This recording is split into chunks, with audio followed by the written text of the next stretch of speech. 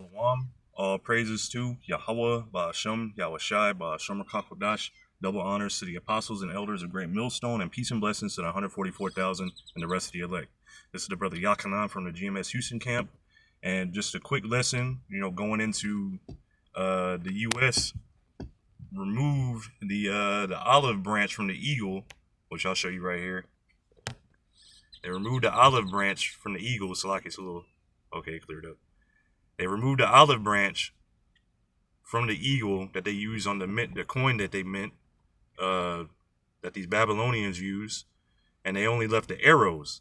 And this is very symbolic, revealing who Esau Edom is. The Yahweh Ba'ashem Yahushai revealing him not only, first and foremost through the scriptures, through the prophets, and here you're seeing it. He's removing all semblance of peace, showing you who this devil truly is. So,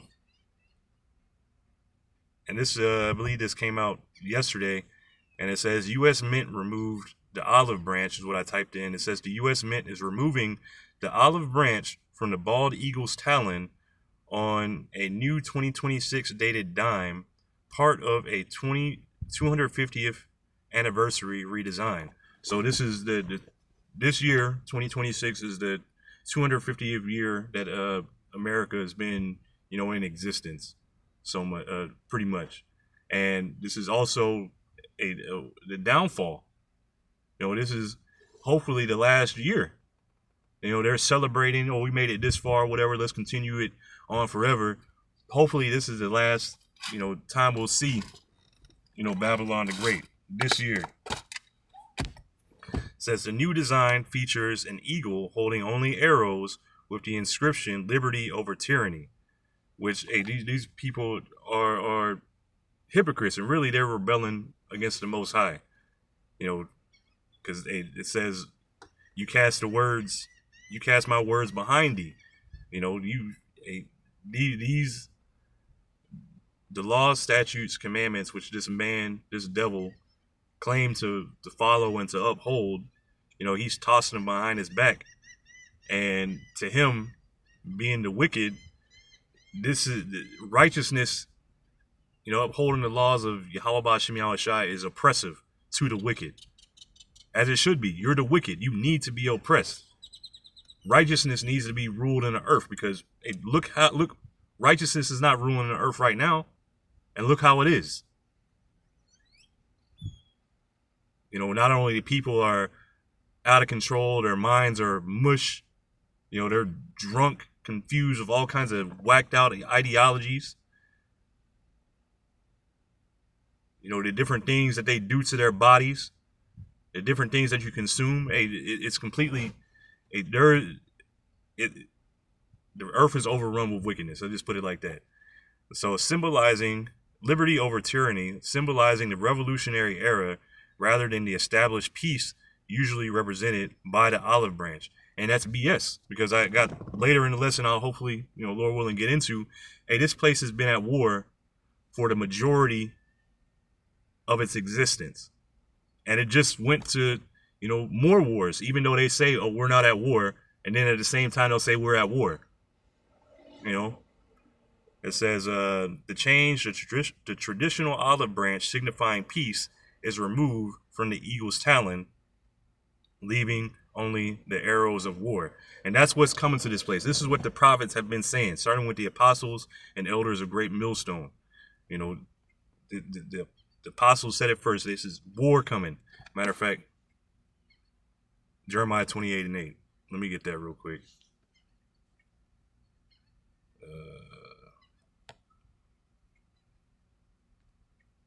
And I'm going to come back to this.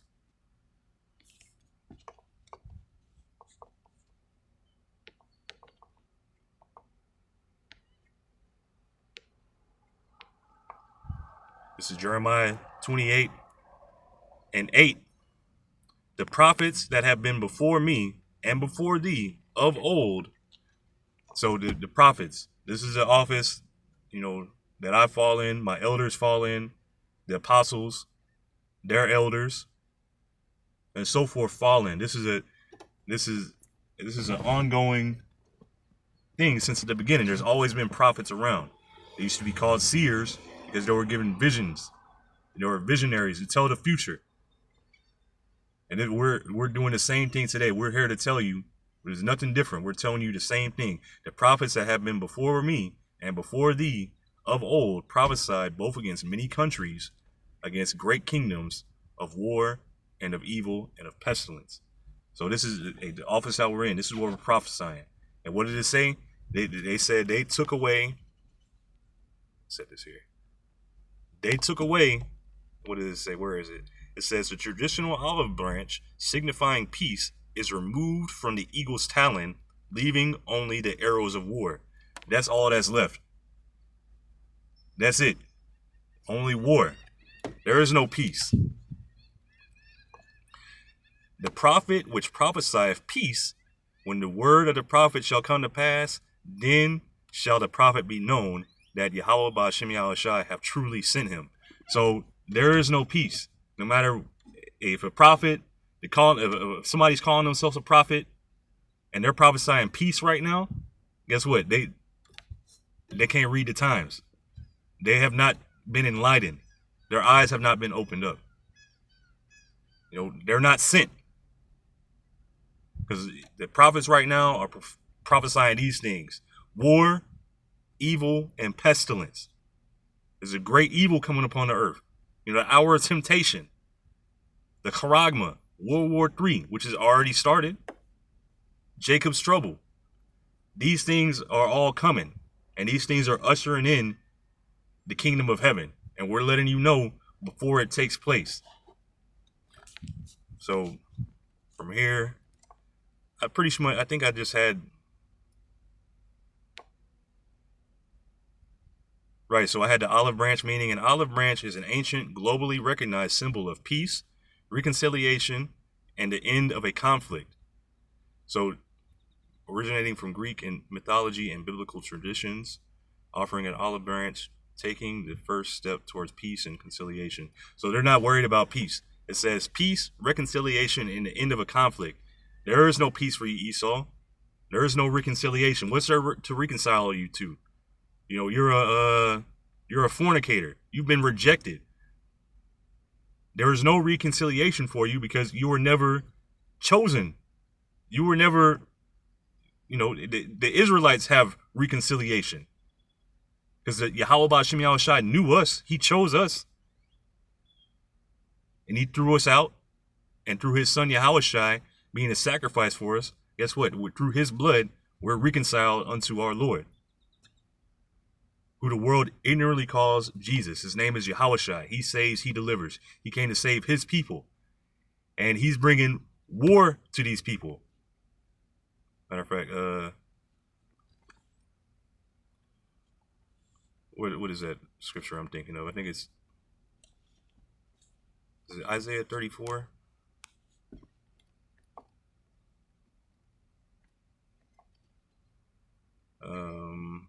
Let me see here.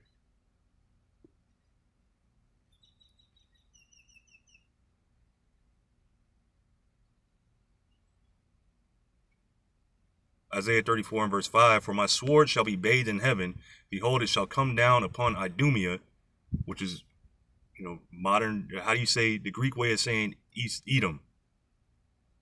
You know, and this is modern day Idumea, where the Idumeans are primarily dwelling. In the ancient world, you know, is where Jordan is, Petra.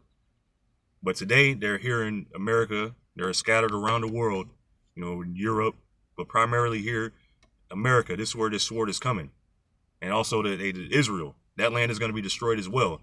And this is going to be destroyed by thermonuclear fire, which if you read verse 4, you know, for time's sake, it's going into the mushroom clouds. It's going into the ICBMs, the thermonuclear destruction. Let me see. I'm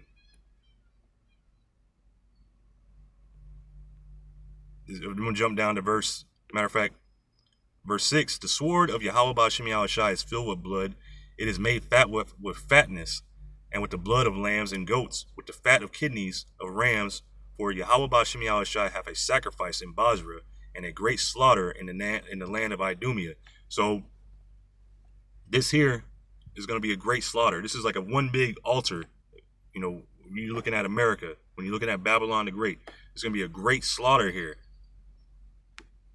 This is verse 8. For it is the day of Yahweh Ba'ashem Yahushai's vengeance, and the year of recompense for the controversy of Zion. And because you took us captive, you wouldn't let us go. You touched the apple of Yahweh Ba'ashem Yahushai's eye.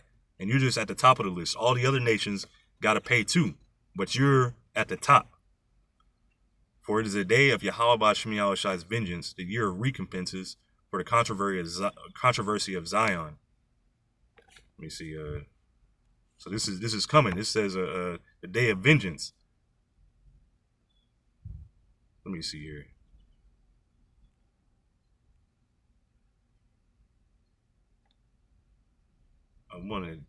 Give me a second here. I'm just really kind of just flowing in the spirit, but just looking at this. So I put in here vengeance versus reconciliation. And vengeance seeks retributive personal payback for harm, often fueling cycles of conflict and destruction. Conversely, reconciliation seeks to restore relationships through forgiveness and healing and breaking the cycle of retaliation. So this ain't you getting vengeance. You're not going to be reconciled, Esau, because there was nothing to reconcile you to. Matter of fact,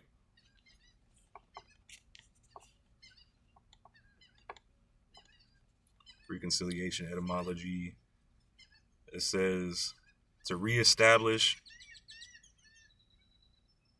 It says reconciliation originates from, this is just Google, a quick Google AI overview of the etymology of reconciliation.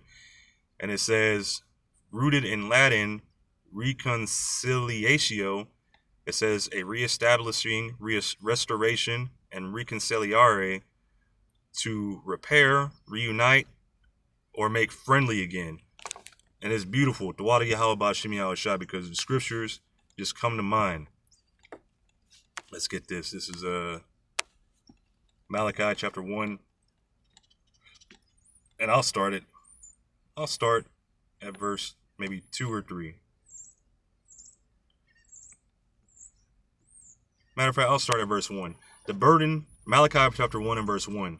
And its subheader says God, but it's Yahweh's love towards Jacob. Yahweh Ba'ashem Yahushai's love towards Jacob. The burden of the word of Yahweh Ba'ashem Yahushai to Israel by Malachi. I have loved you, saith Yahweh Ba'ashem Yahushai. Yet ye say, wherein hast thou loved us? Was not Esau Jacob's brother, saith Yahweh Ba'ashem Yahushai? Yet I loved Jacob. So Jake complaining, we've been going through all sorts of hell. And Jake complaining, where's the love? Meanwhile, this hell that we're going through is a chastening of our nation. Matter of fact, that's 2 Maccabees.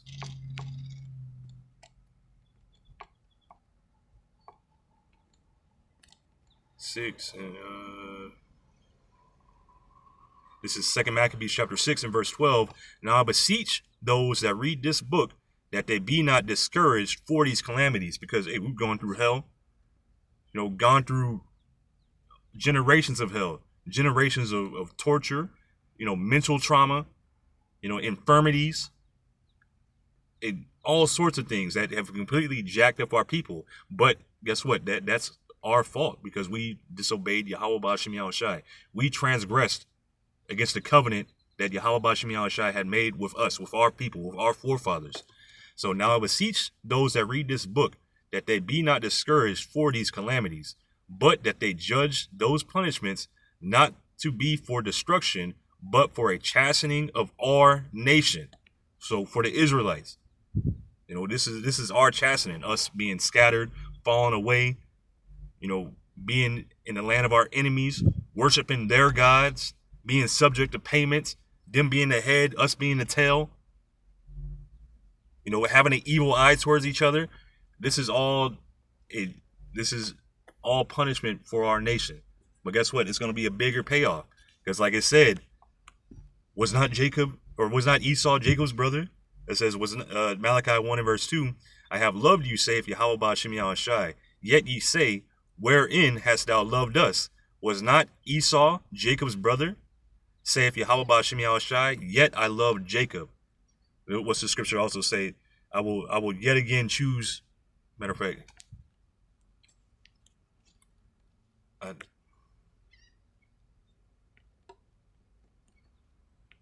can't remember how it's right. Isaiah 14 and verse 1. But Yahweh Ba'Shem Yahushai will have mercy on Jacob. Mercy. 87355 Racham. It says to love, to be compassionate, to love deeply, to have mercy, to be compassionate, have tender affection, to be shown compassion. What is that? Compassion is a deep awareness of another's suffering coupled with the desire and action to alleviate it. It involves empathy, kindness, and tangible help rather than just feeling pity. Right? So Yahweh Ba'Shem Yahushai, he loves us. You know, he's showing us through the destruction that he's gonna bring to Esau, Edom. He's showing us right now by waking us up, making us aware of who we are, where we are, and who we're around, how we're in this situation, why we're in this situation. He's making it aware to us. That's showing us compassion. Sending his son, that's showing his compassion towards us. Because that wasn't for the whole world, that was for his people. The Israelites, says a deep awareness of another's suffering with the desire and action to alleviate it. So Yahweh Ba'Shem Yahushai is going to alleviate all our pain, our stress, everything that we're going through. Alleviate is a verb meaning to make pain, suffering, or problems less severe, intense, or easier to bear. And what makes this easier to bear, knowing where we are and so forth, is this knowledge, knowing that this isn't going to be forever, knowing that our enemies are going to be punished for what they've done. But back to Malachi chapter 1 and verse 3. And I hated Esau and laid his mountains and his heritage waste for the dragons of the wilderness.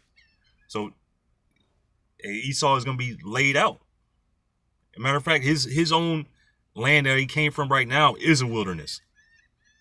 But guess what? His second home, his home that where he's really not supposed to be at, but this is where he is, you know, for end time prophecy, is about to be wiped out too. Whereas Edom saith, we are impoverished, but we will return and build the desolate places. Thus saith Yahweh Ba'Shem Yahushai, they shall build, but I will throw down. So they're going to build up, you know, like they build up this place here. Yahweh Ba'Shem Yahushai is getting ready to throw it down. Yeah, they've got the world. They've been given the world by Yahweh Ba'Shem Yahushai. They're ruling this and that, whatever. And they've been doing a great job at destroying everything. Guess what? Yahweh Ba'Shem Yahushai is getting ready to take that away. Destroy you. It says, they shall build, but I will throw down, and they shall call them the border of wickedness, and the people against whom Yahweh Ba'Shem Yahushai have indignation forever. And that's righteous anger. So Yahweh Ba'Shem Yahushai is not, reconciling with you. No, he's taking out vengeance upon you. This is not a reconcilement here. This says, I'm going to throw down. Whatever they doing, I'm going to knock that shit down. So, continuing, what was I at 2 Thessalonians chapter 2 and verse 3 says, let no man deceive you by any means, for that day shall not come except there come a falling away first. This is the return of Yahushua. This day is not coming except there be a falling away first. And we fell away. It was 70 AD, the siege of Jerusalem. You know, the rest of the Israelites that were in Jerusalem, the Jews, the southern tribes, the southern kingdom, were scattered. And now today, this man of sin, Esau Edom, is being revealed through his actions, through prophecy. And prophecy points him out. Prophecy shows who he is. You know, this is a bloody man. This is a destructive man. He uses his weapons He uses speech as a weapon. He uses everything as a weapon. Food, thought patterns, the air, everything is under Esau Edom's rule has been turned into a weapon, whereas it should be used to further the earth. It should be used to beautify the earth, to glorify Yahweh Ba'Shem Yahushai. But instead, everything Esau Edom does is to glorify the flesh. Got tongue tied. But that's, I know there's more on that, but that's all I'm gonna get on that. This is Obadiah chapter 1. And Obadiah is dealing with Esau Edom. So here I'm going to start at verse 1. The vision of Obadiah. Thus saith the Lord Yahweh Ba'Shem Yahushai concerning Edom. We have heard a rumor from Yahweh Ba'Shem Yahushai. An ambassador is sent among the heathen. Arise ye, let us rise up against her in battle. Hey, because what look, this is like the prophet said of old. You know, they prophesied of war, evil, pestilence. There's nothing different. Hey, the nations, we're prophesying that World War III, these nations are going to rise up against you. And then, hey, at the end of this, after the Charagma is mandated, Yahushua is going to return. The nations are going to fire off their missiles or their arrows and burn this whore with fire. So it's getting ready to go down. But behold, I have made thee small among the heathen. Thou art greatly despised. So you're something that's, let me see, I have made thee small. It says H6996, Quatan. It says young, small, insignificant, unimportant. They're looking, the nations are looking how to do trade without you, how to do business without you, how to live their lives without you, because you've put yourself in a position to be like, you need me. Meanwhile, nobody needs you. You're greatly despised. This is by the other nations. This is by everybody. We all despise you. The whole world despises you, hates you.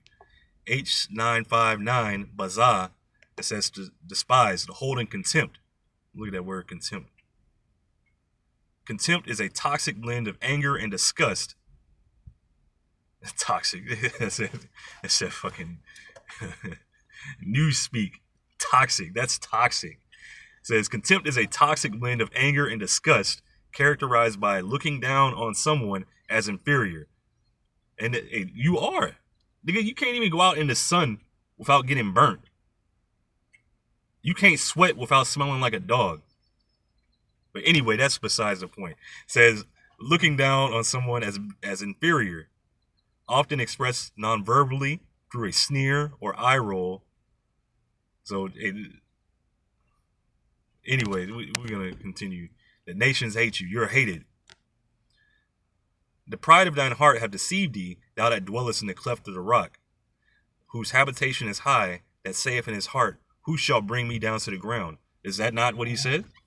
How he speaks today? You know, last week when Trump was talking about Spain, you know, we don't have to ask to use your bases. We can just come up in there. You know, with Iran, look, we're doing a great job. We're bombing the heck out of them. Da-da-da-da-da-da. They can't withstand it. Meanwhile, you know, they're not even telling you the whole truth. They're just boasting. They're trying to save face. Though thou exalt thyself as the eagle, and this was the point. Though thou exalt thyself as the eagle. They got the coin. They have their which I think is only recently that it was officially the national bird, the bald eagle. This whole time I thought it was, you know, they propped it up around and it's not even the national bird. You know, until recently, but they've always had that eagle symbolism, you know, as a proud bird, you know, above everybody, can soar above all the other birds, all the other animals, has keen eyesight, see everything. You know, a fierce predator. This is how Babylon the Great, America, these Edomites, has set themselves up as. And matter of fact, they even have that the red walls of Petra.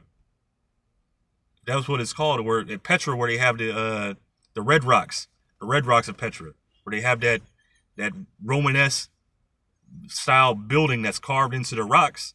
That's Esau Edom. That's going back to them. So though thou exalt thyself as the eagle, though thou set thy nest among the stars, thence will I bring thee down, saith Yahweh Ba'ashem Yahushai. So Yahweh Ba'ashem Yahushai is getting ready to bring you down, and he's bringing you into the dust, back to your rightful position, at the bottom. This is Revelation 6:4. And there went out another horse that was red, and power was given to him that sat thereon to take peace from the earth. And horses represent power, and here this red represents Esau Edom.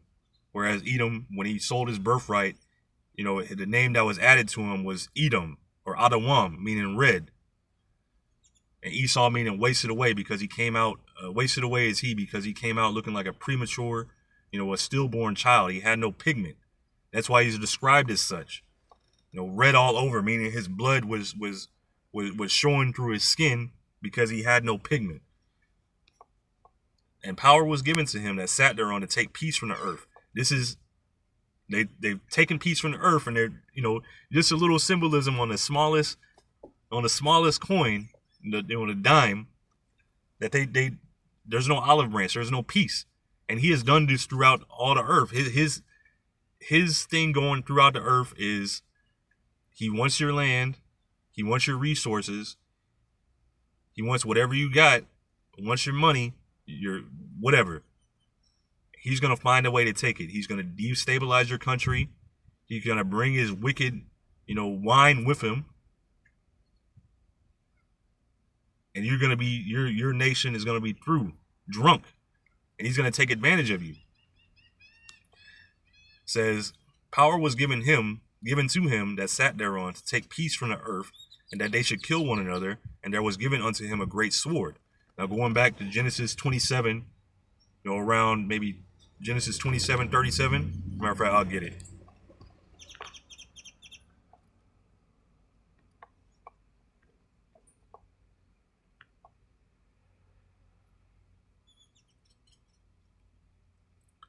Genesis 27:39. And Isaac his father answered, this is Isaac blessing Esau with his blessing. It says, and Isaac his father answered and said unto him, behold, thy dwelling shall be the fatness of the earth, and of the dew of heaven above. So the fatness of the earth, meaning the best places to live, the beautiful places, the resources, the oil, all that comes with the land. You're going to have the best places. And by thy sword shalt thou live. So by your sword, you're going to live. This is how you're going to get these places. This is how you're going to get those resources. This is how you're going to get these lands. And by thy sword shalt thou live, and shalt serve thy brother. And it shall come to pass, when thou shalt have the dominion, that thou shalt break his yoke from off thy neck. So they eventually rebelled after the death of King Solomon. Because King David, King Solomon, he had these Edomites in subjection. But after that, guess what? They rebelled. And then they've gone on to become the so-called great nation that they are today, which they're not great. These are the basest men. The basest of men. But just showing that Esau, Edom's blessing, he's given a great sword. He's given and that sword goes into not only weaponry, iron weapons, guns, missiles, bombs, what's it called? Audio weapons, drugs, speech, different ideologies, bio weapons, bioengineered food, polluting the waterways, polluting the air, spraying elements into the air that, really just mess us up. There is nothing here that Esau Edom has not had a hand in causing some kind of evil in the earth. So, but this is Esau Edom. This is who's ruling right now. This is who's being revealed by the mouth of the prophets through the word of Yahweh Ba'ashem Yahushai. So I'm gonna close out with this. Matter of fact, I got Matter of fact, yeah, I'm gonna read this and then I got one more thing to close out. So this is Psalms 140, and this is a prayer for protection against the wicked. Remember, I read Malachi 1 and Malachi the first, few verses. It says, "Deliver me, O Yahweh Ba'Shem Yahushai, from the evil man. Preserve me from the violent man." This is the violent man. When you go back to Genesis 27, it says 27 and verse 41. "And Esau hated Jacob because of the blessing wherewith his father blessed him. And Esau said in his heart, the days of mourning for my father are at hand. Then will I slay my brother Jacob." So this has been on Esau's mind ever since then. Because when you read the account further, Esau never slew Jacob, but that hatred stayed. That hatred was still there. And I'll get this. I know I said I was going to close out, but Ezekiel 35.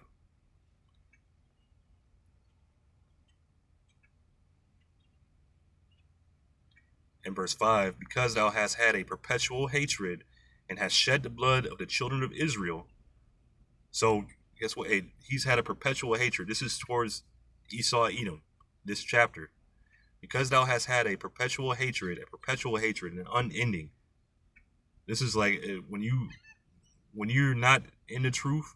Before I came into the truth, I see how much Esau, Edom, the so-called white man, he hates, you Negroes, Latinos, Native Americans. I see the things that he's done, how he acts towards you, still. And sometimes you wonder, like, it's like almost unnatural. It seems like how much hate he has towards our people. But guess what? It's how Yahweh Ba'Shem Yahushai made him. We're two different nations. We're two separate, opposite people. One is the wicked, the other is the righteous. Jacob being the righteous, if you ain't got it. It says, "Because thou hast had a perpetual hatred and hast shed the blood of the children of Israel, and has shed the blood of the children of Israel by the force of the sword in the time of their calamity, in the time that their iniquity had an end." So our punishment was supposed to be up, but you furthered it. You constantly shedding our blood. The scriptures also say that this whore, representing Babylon the Great, was drunk with the blood of the saints. Daniel 7 chapter says that they wore out the saints. So because thou hast had a perpetual hatred and hast shed the blood of the children of Israel by the force of the sword in the time of their calamity, in the time that their iniquity had an end, therefore as I live, saith Yahweh Ba'Shem Yahushai, I will prepare thee unto blood, and blood shall pursue thee, since thou hast not hated blood, even blood shall pursue thee. So guess what? Hey, you wanted war, you wanted blood, it's coming to you. That's the wrong one. But Psalms 140 and verse 1, "Deliver me, O Yahweh Ba'Shem Yahushai, from the evil man, preserve me from the violent man, which imagine mischiefs in their heart. Continually are they gathered together for war." So continually are they gathered together for war. They're always been at war. And I'll close out with this. It says, "How many years of peace has America had versus spent at war?" So since its founding in 1776, the United States has been at war for roughly 225 or 230 of its 250-year history. This means the U.S. has experienced only about 15 to 20 years of total peace, with active military involvement in over 90% of its existence as an independent nation.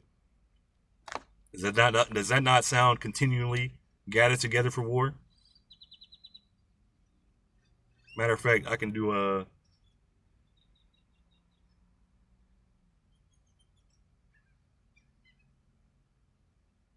that's a big. Let me see if I can remember that number. So just to pull up the calculator real quick, it's 15 divided by 225. Esau likes that number. So that's if that's right. I'm sorry. It should be 15 over 250. Well, it was the same thing. 0.06 225.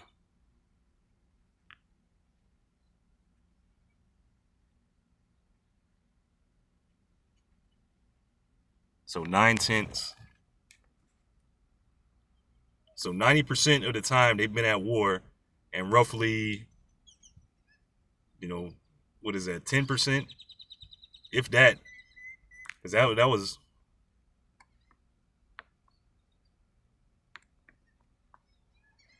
I'm sorry, 250. I keep getting that mixed up. That's like a third, but that's less than a third. That's such a small percentage. That's not even a third, because a third is huge in comparison. That's, yeah, dog. I wish you would just show me the fraction. That's what it normally does. Let me see. 350. God, dog. I mean, really, I could have just probably done that in my head. And this is how Esau Edom has dumbed us down. Nah, gotta blame the white man for everything. But here it is. It says active war years. Let me close that. I'm done with that. Active war years estimates indicate that out of roughly 250 year existence, 1776, the U.S. has approximately, involved. Okay, the Euro peace is a very small amount of time. So, the point I'm getting at, they're continually gathered together for war, and guess it, they got more coming. Matter of fact, they had the arrows. Let me see here. What is this thing doing?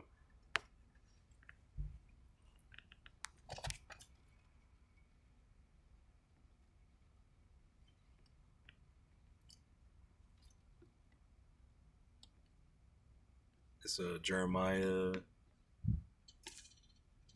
50 and verse 14. These are the nations.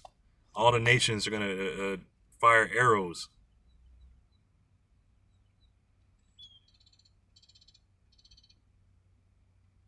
It says, and this is going back to also Isaiah 34, but put yourselves in array against Babylon round about.